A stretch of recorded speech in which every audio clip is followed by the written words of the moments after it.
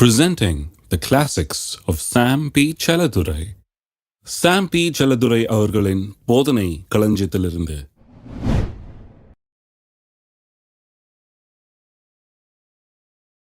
பரலோகத்தை குறித்து சொல்லும்போது எபிரேயர் நிருபத்தை எழுதின ஆசிரியர் சொல்லுகிறார், தேவனுடைய பிரசன்னத்திலே தேவதூதர்கள் பரிசுத்தவான்கள்லாம், பழைய ஏற்பாட்டு பரிசுத்தவான்கள் புதிய ஏற்பாட்டு பரிசுத்தவான்கள்லாம் இருக்கிறாங்களாம். அதே நேரத்தில் இயேசு சிந்தின ரத்தமும் அங்கே இருக்கிறதாம். ஆபேலின் ரத்தம் பேசினதை காட்டிலும் மேன்மையானவைகளை அந்த ரத்தம் பேசி கொண்டிருக்கிறது என்று எபிரேயர் நிருபத்தை எழுதின ஆசிரியர் சொல்லுகிறார். அப்போ இந்த ரத்தத்துக்கு ஏன் இவ்வளோ பெரிய முக்கியத்துவம்? கடவுளுடைய த்ரோன் ரூம், சிங்காசன தண்டையிலே அது வைக்கப்பட்டிருக்கிறது. இன்றைக்கும் அது பேசி கொண்டிருக்கிறது. இப்படியெல்லாம் ஏன் சொல்லணும்? ஏன் இந்த ரத்தத்துக்கு இவ்வளவு பெரிய முக்கியத்துவம் கொடுக்கப்பட்டிருக்கிறது என்பதை இன்றைக்கு நாம் பார்க்க வேண்டும். பாவம் செய்த மனுஷனுக்கு, பாவம் செய்துவிட்டு அவமானத்திலும் நிர்வாணத்திலும் வெட்கி தலைகுனிந்து நிற்கிற மனிதனுக்கு, கெட்டுப்போன மனுஷனுக்கு தேவன் செய்கிற முதல் காரியம் என்ன? அவனுடைய பாவத்தின் நிமித்தம் சாகத்தக்கதாக ஒரு பதிலாளை தேவன் ஏற்படுத்தி தர்றார்.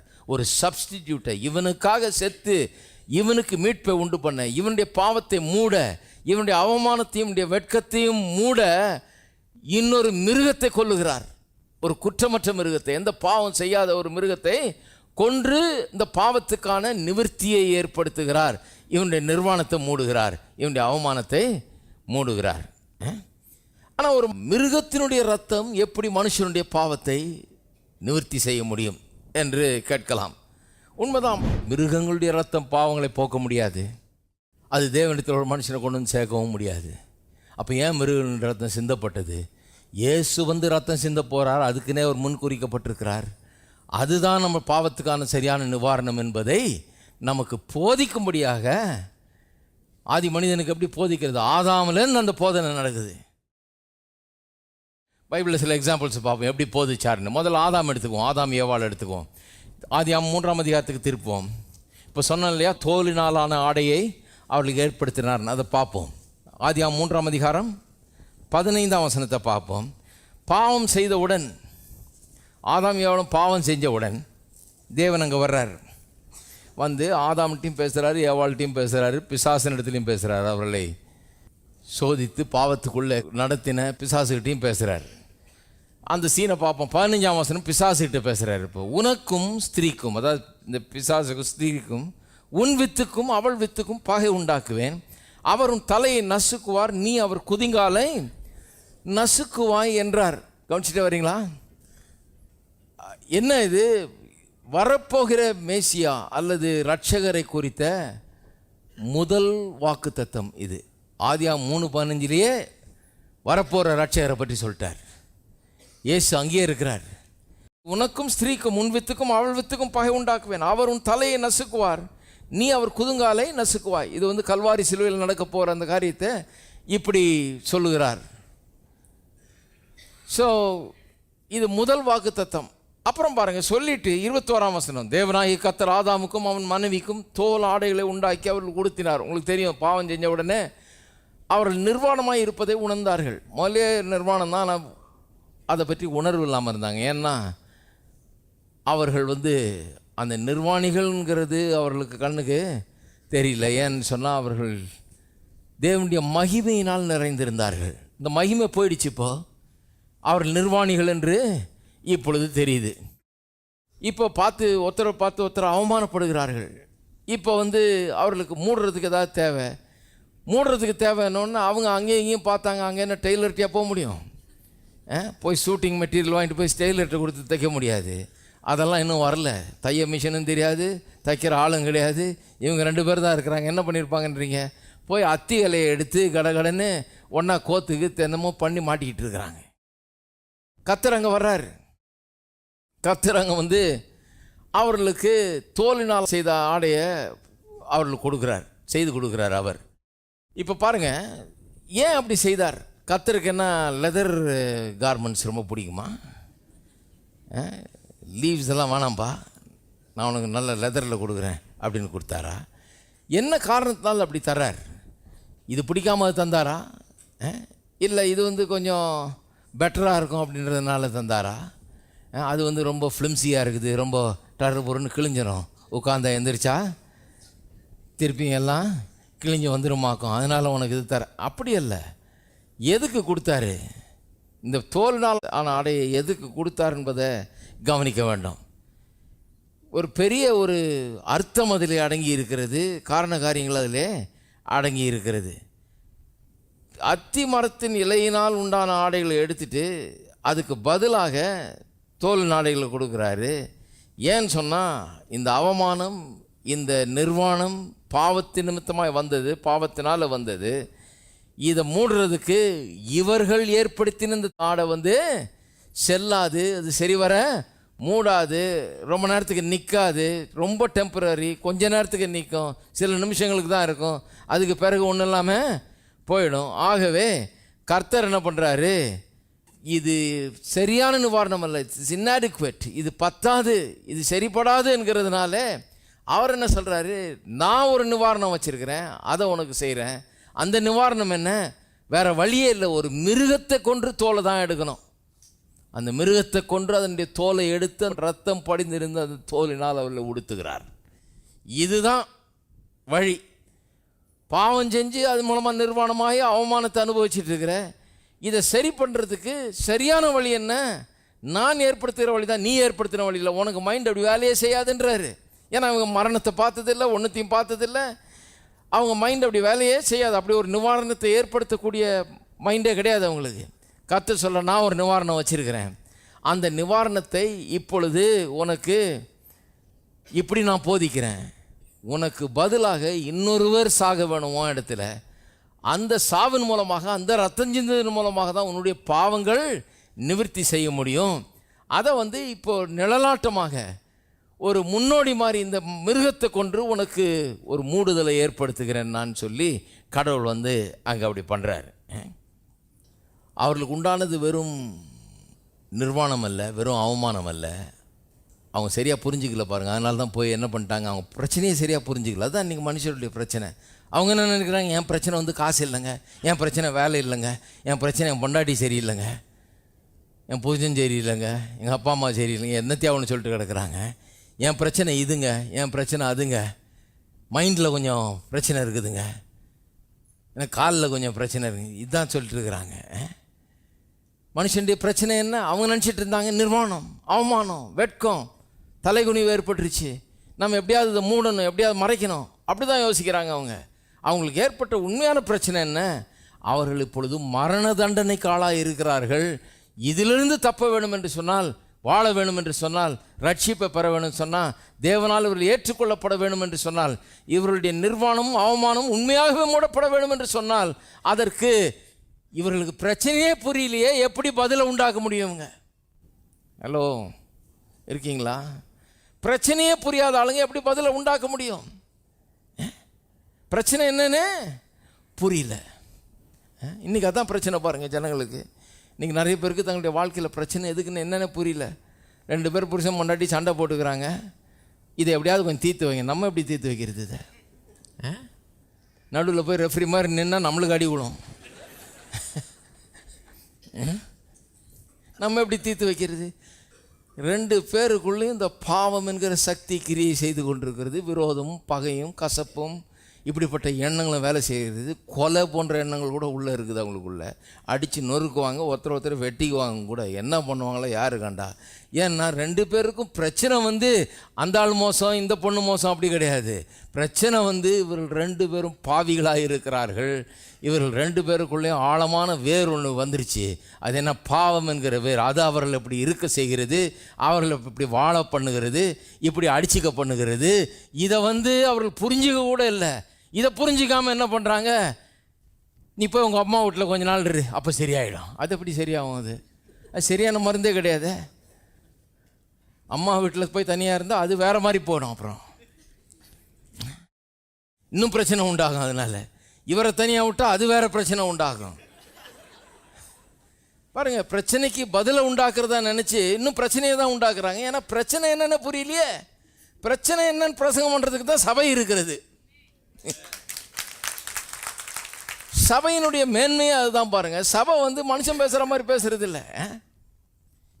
எங்கிட்ட சண்டை போட்டுருக்கேன்னு வந்தீங்கன்னா முதல்ல கேட்பேன், ரட்சிக்கப்பட்டிருக்கிறீங்களா? அது என்னங்கன்னு கேட்டிங்கன்னா உட்காருங்கன்றுவேன். முதல்ல அதை கேளுங்க. அங்கே தான் ஆரம்பம். ஏன்னா இல்லைன்னா உங்களை என்ன பண்ணுறது? ஒன்றும் பண்ண முடியாது.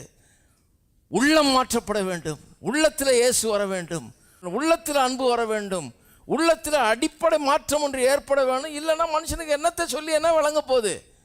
ஏதோ நான் சொல்கிறதுனால சிலர் தலையாடிட்டு போவாங்க, அங்கே போனோன்னா பலாருன்னு 2 கொடுப்பாங்க. அதுதான் நடக்க போகிறது. இருக்கீங்களா? பிரச்சனை என்னென்ன புரியலையே.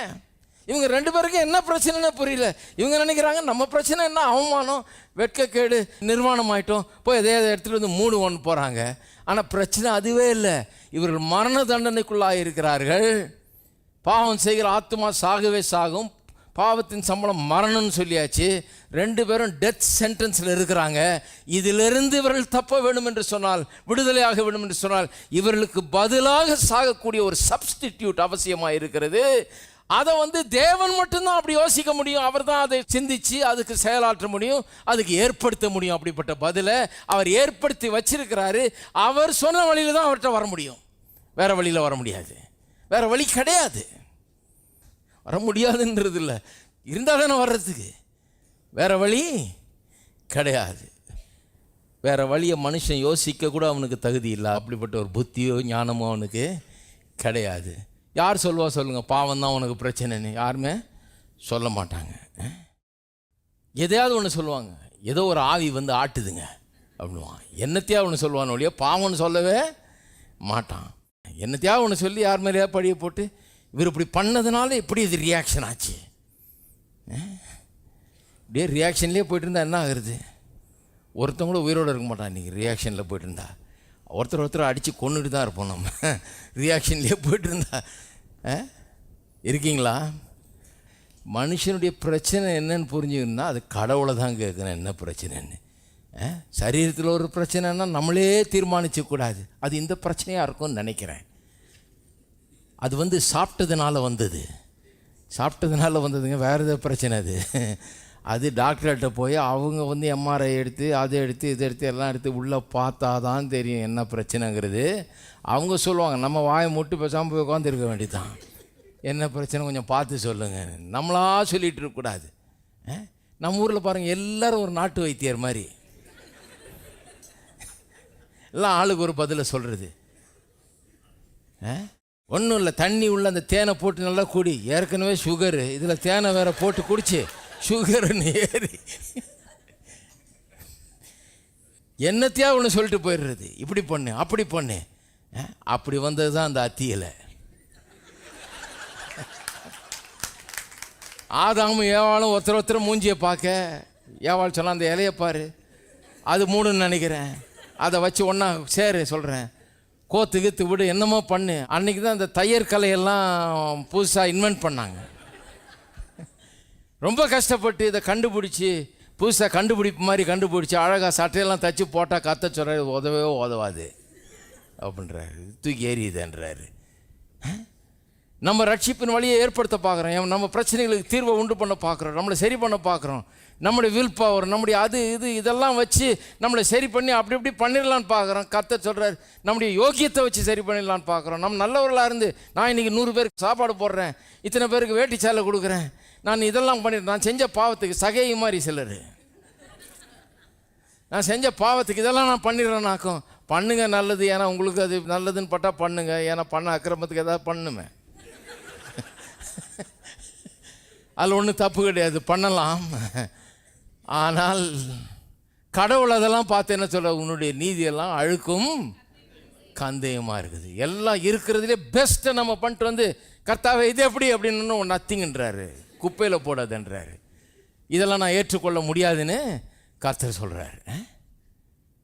ஏன்னா கர்த்தர் அவர் வச்ச வழியில் தான் வர சொல்கிறாரு, நம்ம வச்ச வழியில் இல்லை. அவர் வச்ச பேங்க்கில் 10 கோடி உங்களுக்கு போட்டிருக்குன்னு வைங்க, போயிட்டு நீங்கள் சும்மா ஒரு பேப்பரை கிழிச்சு எனக்கு 1 கோடி கொடுக்கவும் அப்படின்னு எழுதி கொடுத்தீங்கன்னா, இல்லை ஒரு 500 ரூபா கொடுக்கவும் எழுதி கையெழுத்து போட்டு கொடுத்தீங்கன்னா கொடுத்துருவாங்களா? அதெல்லாம் கொடுக்க மாட்டாங்க.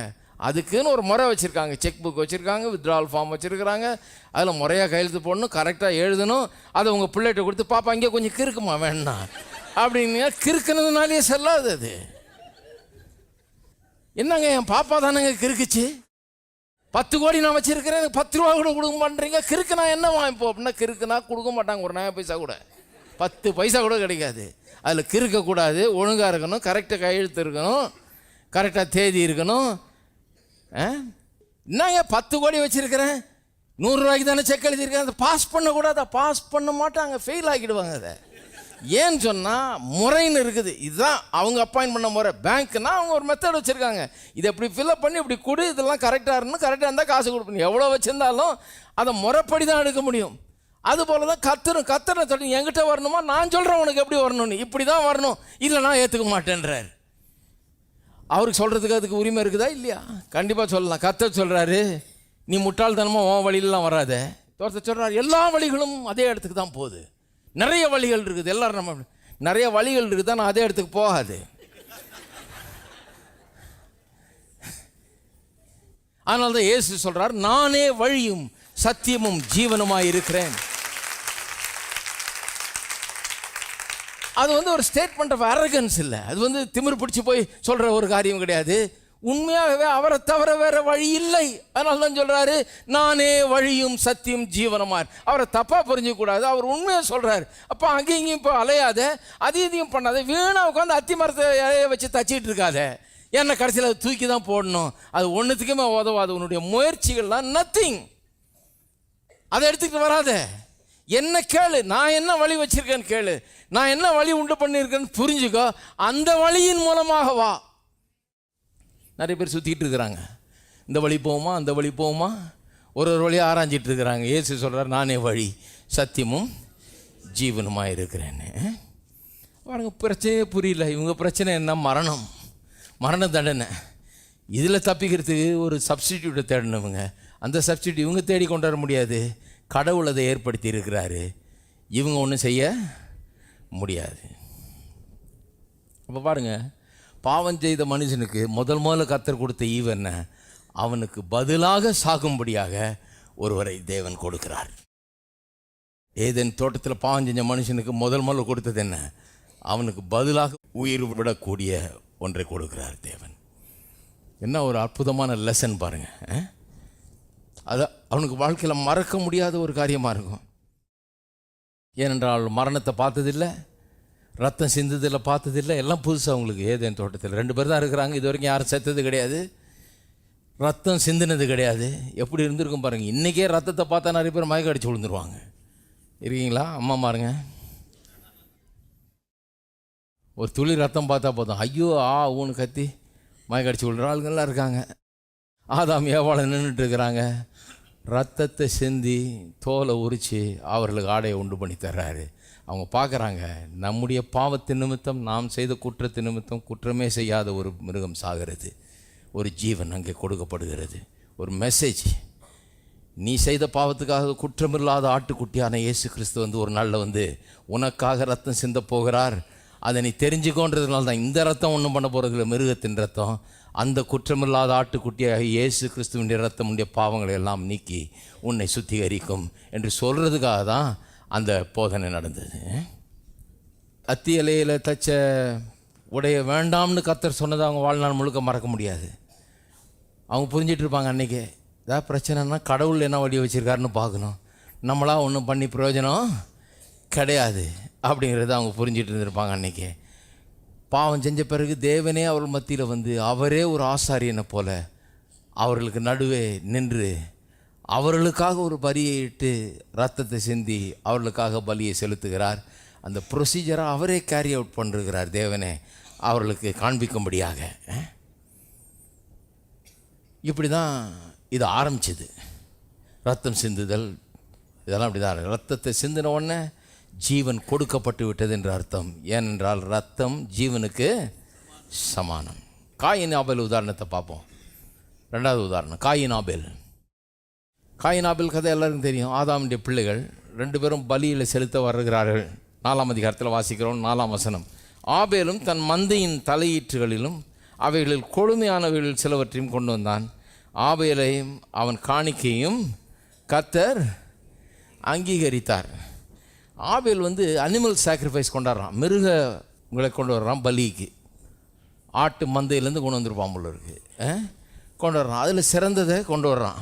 அவனுடைய பலி ஏன் ஏற்றுக்கொள்ளப்பட்டது என்பதற்கு காரணத்தை எபிரேயர் 11ஆம் அதிகாரத்தில் நாம் வாசிக்கிறோம். ஏன் அவனுடைய பலியை அதன் மேல் தேவன் பிரியமாக இருந்தார், அதை ஏன் ஏற்றுக்கொண்டார்ன்றது காரணம் சொல்கிறாங்க பாருங்கள். விசுவாசத்தினாலே ஆபேல் காயினுடைய பலியிலும் மேன்மையான பலியை தேவனுக்கு செலுத்தினான். எதனால் அவனுடைய பலி ஏற்றுக்கொள்ளப்பட்டது? விசுவாசத்தினாலே அது செய்யப்பட்டது. விசுவாச செயல் அது. விசுவாசம்னா என்ன? கடவுளுடைய வார்த்தையை நம்பி அதன்படி செயல்படுதல். நாம ஒன்று செய்கிறதில்ல விசுவாசம். கடவுள் என்ன சொன்னார்னு கேட்டு அவர் சொன்னதுனால செய்கிறது தான் விசுவாசம். அப்போ கடவுள் என்ன சொல்லியிருக்கிறாரு, அவனுக்கு யார் சொன்னது கடவுள் இப்படி சொன்னாருன்னு சொல்லி? மந்தையிலேருந்து ஆட்டை கொண்டான்னு கடவுள் எங்கேயாவது சொல்லியிருக்காரா? அவனுக்கு ஒன்றும் சொல்கிறது இல்லை. ஏன்னா அவன் இல்லை. ஏதேன் தோட்டத்திலேருந்து ஆதாமையும் ஏவாளையும் வெளியே ஏற்றினார் கர்த்தர், அதோட உள்ள விடல. தேவனோடு இருக்க உறவு துண்டிக்கப்பட்டு விட்டது. இவனுக்கு யார் சொன்னது? நான் சொல்லுகிறேன், ஆதாமும் ஏவாளும் படித்த பாடம் அவர்கள் அப்படியே இவர்களுக்கு போதித்திருப்பார்கள்னு நினைக்கிறேன். ஏன்னா திடீர்னு இவங்க ஒன்றும் ஆட்டு மந்தையிலிருந்து சிலதை எடுத்துக்கிட்டு வந்து பலியிட மாட்டாங்க. யாரோ ஒருத்தர் ஐடியா கொடுத்துருக்குறாங்க. அவங்க குடும்பங்களில் இது பழக்கமாக இருந்திருக்க வேண்டும். ஆதாம் ஏவாளும் அதை பின்பற்றி வந்திருக்க வேண்டும். அவள் போதிச்சிருப்பாங்க பிள்ளைகளுக்குப்பா, கடவுள்கிட்ட வரணும்னா நீ சும்மா வந்துட முடியாது. ஏன்னா நம்மலாம் கடவுளுக்கு முன்னால் பாவிகளாக இருக்கிறோம், அவர் பரிசுத்தராக இருக்கிறாரு. நான் வரணும்னா நான் பாவிங்கிறத அங்கீகரித்து என்னுடைய பாவத்துக்கு அவர் ஏற்படுத்தி இருக்கிற நிவாரணத்தையும் நான் அங்கீகரிக்க வேணும். அப்போ தான் அவர் ஏற்றுக்கொள்வார். அப்போ அவர்கிட்ட வரும்போது நீ எதையாவது எடுத்துகிட்டு வராத. அவர் ஏற்படுத்தி இருக்கிற நிவாரணம் என்ன? உனக்காக சாகக்கூடிய ஒருவர் தேவை. அது அவர் ஏற்படுத்தி வச்சிருக்கிறாரு. அது இன்னும் வெளிப்படலை. கடைசி காலங்களில் அது வெளிப்பட போகிறது. அதுக்கு அடையாளமாக இருக்கிற ஒரு ஆட்டை எடுத்துகிட்டு வா, இந்த மாதிரி ஒரு மிருகத்தை எடுத்துகிட்டு வா, இதை பலியிடு. ஏனென்று சொன்னால் நீ அந்த அவர் ஏற்படுத்தின வழியை நம்புகிறாய் என்பதற்கு அது அடையாளமாக இருக்கிறது. கர்த்தர் அதில் பிரியப்படுகிறார். இவ்வளோதான். ஆபேல் விசுவாசத்தினால், அது விசுவாசத்தான். வீட்டில் கொடுக்கப்பட்ட போதனையை, ஆதாம் ஏவாள் கொடுத்த போதனையை விசுவாசித்து இதான் கரெக்டு, கடவுள்கிட்ட போனால் இப்படி போயிடணும், கரெக்டாக அவர் சொல்லியிருக்கிற வழியில் போயிடணும்னு சொல்லிட்டு வர்றான் இல்லையா? காயின் வர்றான் பாருங்கள், 3ஆம் வசனம். சில நாள் சென்ற பின்பு காயின் நிலத்தின் கனிகளை கர்த்தருக்கு காணிக்கையாக கொண்டு வந்தான். அவன் நிலத்தின் கனியை கொண்டு வர்றான். அவனுக்கு என்னன்னா, கர்த்தருடைய வழி அவர் சொல்லியிருக்கிறாரா, அதெல்லாம் சும்மா நான் என்னால் என்ன முடியுமோ அதை எடுத்துகிட்டு போகிறேன், என்கிட்ட இருக்கிறதுல பெஸ்ட் என்னமோ அதை நான் எடுத்துகிட்டு போகிறேன், அவ்வளோதான். அவர் சொல்கிற வழியில் நான் இது போகணும், எல்லாம் வழி தான், நான் போகிறதும் வழி தான், எல்லோரும் போகிறதும் வழி தான் அப்படின்ற மாதிரி இன்றைக்கி இருக்கிற சில ஆளுங்க மாதிரி அவன் நான் என் வழியில் போகிறேன் அப்படின்னு சொல்லி போனான் பாருங்கள். போனவனுக்கு அங்கே அங்கீகாரம் கிடைக்கவில்லை. கர்த்தர் அவனுடைய வழியின் மேல் பிரியமாக இருக்கவில்லை. அது நிமித்தமாக ஒருத்தருக்கு ஒருத்தர் பொறாமல் அங்கே காயின் ஆபேலை கொன்றான்லாம் கதை வாசிக்கிறோம் இல்லையா? இதில் புரிந்து கொள்ள வேண்டிய காரியங்கள் சிலது இருக்குது. இது என்னென்னா, காயின் தேவன் ஏற்கனவே அத்தி இலையை வேணான்னு நிராகரிச்சிட்டாரு. அதே அத்தி இலைக்கு தான் அவன் திரும்புகிறான். ஏன்னா இதுவும் அத்தி இலை மாதிரி தான், இவன் கொண்டு வந்த காய்கறியும் அத்தி இலை மாதிரி தான். இது நிலத்தின் கனி, அதுவும் நிலத்தில் விளைஞ்சது தான், இதுவும் நிலத்திலேருந்து வந்தது தான். அதை தேவன் வேணான்னு சொன்னார், அவன் அதையே கொண்டு வர்றான். அவன் நினச்சிக்கிட்டான், நான் இதை எடுத்துகிட்டு போயிட்டு கர்த்தருக்கு ஒரு தேங்க்யூ சொல்லிட்டு வந்துடுறேன். அவனுக்கு ஆராதனைன்னா அவனுக்கு சிலருக்கு அவங்களே சில ஒப்பீனியன் வச்சுருக்கிறாங்க. என்னங்க கோயிலுக்கு போனோம் அவ்வளோதானே, நான் போயிட்டு கொஞ்ச நேரம் தலை காட்டிட்டு வந்துடுறேன் அப்படின்ற மாதிரி ஆளுவேன். ஏதோ கடவுள் நம்மளுக்கு இதெல்லாம் விளைய பண்ணார், எல்லாம் பண்ணார், போய் நன்றி சொல்ல வேணாமா? போய் 2 பாட்டு பாடி 2 காணிக்கை கொடுத்துட்டு நான் தேங்க்யூ சொல்லிட்டு வந்துடுறேன். ஆனால் கடவுள் என்ன சொல்கிறாரு? தேங்க்யூ சொல்கிறது இல்லைப்பா விஷயம். நீ பாவியாக இருக்கிற, முதல்ல என்கிட்ட வரவே முடியாது, அதை அங்கீகரிக்க மறுக்கிற. நான் ஏற்படுத்தின வழியை அங்கீகரிக்கவும் மறுக்கிற. உன்னுடைய ரட்சிப்புக்காக நான் உண்டாக்குன வழியையும் நீ ஏற்றுக்கொள்ள மாட்டேங்கிற. நீ ஏதோ உன் முறைமையின்படி நீ தேங்க்யூ சொல்லிட்டு நீ பாட்டுக்கு போகலான்னு பார்க்குற. அது ஏற்றுக்கொள்ளப்பட முடியாது. அப்படி வர முடியாது. நீ வர்றதுனா என்கிட்ட ப்ராப்பராக வா. பேங்க்கில் ப்ராப்பராக செக் எழுதுகிற மாதிரி இங்கே கரெக்டாக உள்ளே நுழையிறது கரெக்டாக நுழையணுங்கிறாரு. உன்னுடைய பாவத்துக்கு முதல்ல நிவாரணம் தேட வேணும். நீ வரும்போதே நான் பாவி, எனக்காக ஒரு நிவாரணம் தேவை, அந்த நிவாரணம் நீர் ஏற்படுத்தி இருக்கிற நிவாரணம் தான், நீர் சொல்லியிருக்கிற மெத்தட்படி நான் வரேன்னு சொல்லி வர வேண்டும். 2 பேருமே மரண தண்டனைக்கு ஆளாக இருந்தாங்க. ஒருத்தன் அங்கீகரித்தான், ஆமாம் நான் அப்படி தான் இருக்கிறேன், எனக்கு ஒரு பதில் ஆளை கொண்டு வந்திருக்கிறேன், எனக்காக சாக முடியான்னு. ஒருத்தன் அதை அங்கீகரிக்க தவறிவிட்டான். அவனுடைய கிரியை பற்றி வேதவாசனை இப்படி சொல்லுது பாருங்கள். 1 யோவான் அவன் செஞ்ச காரியத்தை பற்றி வேதவசனம் எப்படி சொல்லுது பாருங்கள். 1:3-12 பொல்லாங்கனால் உண்டாயிருந்து தன் சகோதரனை கொலை செய்த காயினை போல் இருக்க வேண்டாம். அவன் எது நிமித்தம் அவனை கொலை செய்தான்? தன் கிரியைகள் பொல்லாதவைகளும் தன் சகோதரனுடைய கிரியைகள் நீதி உள்ளவைகளுமாக இருந்தது நிமித்தம் தானே சொல்கிறாங்க. காயினை போல் இருக்க வேணாம், ஏன்னா அவன் தன் சகோதரனே கொலை செஞ்சிட்டான். ஏன் கொலை செஞ்சான்? இவன் கிரியை பொல்லாதது, அவனுடைய கிரியை நீதி உள்ளவைகளாக இருந்தது. எந்த விதத்தில் காயினுடைய கிரியை பொல்லாதது? வேதவசனத்தில் அவனுடைய கிரியை பற்றி மற்ற கிரியை பற்றி ஒன்றும் வாசிக்கல. அவன் எங்கேயா கொலை செஞ்சான் இருக்கா? கொலை செஞ்சுக்கிறதுக்கெல்லாம் அவ்வளோ ஆள் இருக்காதுன்னு நினைக்கிறேன். இவங்க அப்போ தான் ஃபஸ்ட்டு ஃபேமிலி. ரொம்ப அடிச்சுக்க பிடிச்சிக்க ஒன்றும் முடியாது. ஸோ அந்த மாதிரிலாம் ஒன்றும் பெருசாக தப்பு நடந்ததா தெரியல. வேறு எந்த இவன் செஞ்ச வேறு பாவம் வேறு பொல்லாத கிரியை பற்றி ஒன்றும் பேசலை. இவன் செஞ்ச பொல்லாத கிரியை நமக்கு கொடுக்கப்பட்டிருக்கிறது முன்னாடி வாஸ்தா செஞ்ச பொல்லாத கிரியை என்ன? இவன் நிலத்தின் கனிகளை கொண்டாந்தானே, அதைத்தான் இங்கே பொல்லாத கிரியைன்னு சொல்லியிருக்குது. ஏன்னா நமக்கு வேறு எந்த பொல்லாத கிரியும் செய்யாது, தெரியாத. இவர் யோவானுக்கு ஏதாவது தனியாக தெரிஞ்சிருக்கோன்றீங்களா? கிடையாது. அவரும் பைபிளை வாசித்து தான் சொல்கிறார். அவரும் ஆதியாமத்தை பார்த்துட்டு தான் சொல்கிறார். அவனுடைய பொல்லாத கிரியை, அவனுடைய கிரியைகள் பொல்லாததாக இருந்ததுன்னு எப்படி சொல்கிறார் அவர்? அவரும் ஆதியாமத்தை சொல்லப்பட்டதன் அடிப்படையில் தான் சொல்கிறார். அவருக்கு ஒன்றும் நம்மளோட எக்ஸ்ட்ரா ஒன்றும் தெரியல. அப்போ செய்தது பொல்லாதது என்ன? அவர் சொல்கிற பொல்லாதது என்ன? அவன் தன்னுடைய நிலத்தின் கனிகளை கொண்டு வந்தானா, அதைத்தான் பொல்லாது என்னது.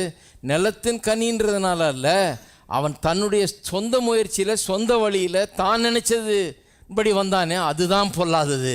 கடவுள் நினைச்ச வழியை, கடவுள் நியமித்த வழியை அங்கீகரிக்காமல் போனானே, அதுதான் பொல்லாதது. அது பொல்லாத கிரியை. கடவுள் இயேசு தான் வழி, அவர் கல்வாரி சிலுவையில் செந்தின ரத்தம் தான் வழினா, நான் 500 பேருக்கு வேட்டி சேலை கொடுத்துட்றேன் அதுதான் வழின்னு நினைக்கிறேன் நான் அப்படின்னு நீங்கள் சொன்னீங்கன்னா, அந்த நல்ல காரியம் கூட பொல்லாத கிரியை ஆகிடுது தேவனுக்கு முன்னால். நீங்கள் செய்கிறது ஒரு வேளை ஏழைகளுக்கு கொடுக்குறது நல்ல கிரியையாக இருக்கலாம், ஆனால் அது நிமித்தம் புண்ணியம் தேடிக்கலாம் நான் கடவுள்கிட்டன்னு நினச்சிங்கன்னா, அதுவே பொல்லாத கிரியை ஆகிடுது. ஏன்னா அது புண்ணியத்தை நமக்கு தேடி தராது என்று வேதம் சொல்கிறது. நமக்கு புண்ணியத்தை தருகிறது அவர் செய்த புண்ணியம்தான். இயேசு செய்த புண்ணியம் கல்வாரி சிலுவையில், அது மட்டுமே நமக்கு புண்ணியத்தை தேடி தருகிறது. அப்போ பாருங்கள், காயின் அவங்க தாய் தகப்பன் செஞ்ச பாவத்தை காட்டிலும் ஒரு பெரிய பாவத்தை செய்கிறான். அவங்க தாய் தகப்பன் என்ன செஞ்சாங்க? கடவுளுடைய கட்டளையும் மீறினாங்க. இதை சாப்பிடாதேன்னா அதை சாப்பிட்டாங்க, பாவம் செஞ்சாங்க. பாவம் செய்கிறது தப்பு தான், ஆனால் அந்த செய்த பாவத்துக்கு கடவுள் ஒரு நிவாரணத்தை ஏற்படுத்திட்டாரே. இவன் என்ன பண்ணுறான்? அந்த நிவாரணத்தையே வேணான்னு தள்ளுறான். ஹலோ, இது எவ்வளோ பெரிய பாவம் பாருங்கள். பாவம் செய்கிறது தப்பு, ஆனால் அந்த பாவத்துக்கு தேவன் ஏற்படுத்தின நிவாரணத்தையே வேண்டாம் என்று தள்ளுகிறது அதை விட பெரிய தப்பு. எல்லாரும் பாவம் செஞ்சோம், எல்லாரும் தேவ மகிமை ஏற்று போகணுன்னு வேதம் சொல்லுது. அப்போ எல்லாருமே இயேசுவின் மூலமாக தேவனிடத்தில் வர வேண்டியதுதான். ஆனால் இயேசுவே எனக்கு வேணாம், எனக்கு அது தேவையே கிடையாது, நான் நினச்சபடி நான் வருவேனாக்கும், நான் இப்படி செஞ்சிருவேனாக்கும், நான் அப்படி செஞ்சிருவேனாக்கும், நான் புண்ணியம் தேடி வச்சுருக்கேனாக்கும், நான் புண்ணியம் பண்ணியிருக்கிறேனாக்கும், நான் இன்னிலேருந்து ஆரம்பித்து மாதம் 5000 பேருக்கு சோறு போட போகிறேனாக்கும் அப்படின்னா, அப்போ தேவன் சொன்ன வழியே நிராகரிச்சிடறோம். நம்ம பாவம் செய்கிறது தப்பான பாவத்துக்கான நிவாரணத்தையே, தேவன் ஏற்படுத்தின நிவாரணத்தையே வேண்டாம்னு சொல்கிறது அதை விட பெரிய தப்பாக விடுறது. அந்த தப்பை தான் இங்கே காயின் செய்கிறான்.